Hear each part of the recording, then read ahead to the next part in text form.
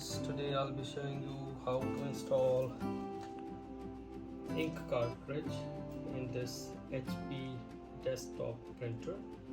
So let us open this cartridge first.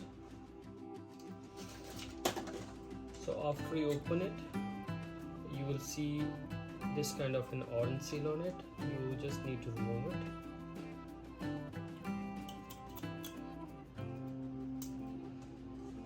And before we install this cartridge, we want to make sure the printer is turned on and there is the paper in the printer, because it will be printing a test page.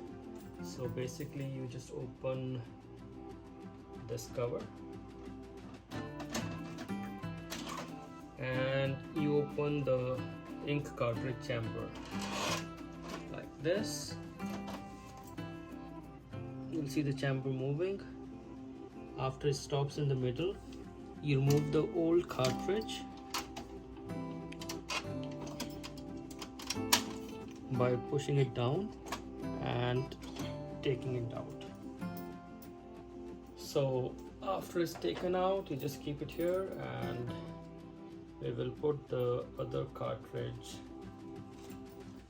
in the chamber. So you put it like this and then you just push it, and now you just close the chamber and you close this cover. So now the printer will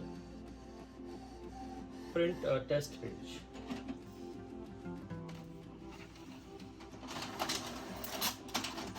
So if the test page comes out, that means you have successfully installed the ink cartridge.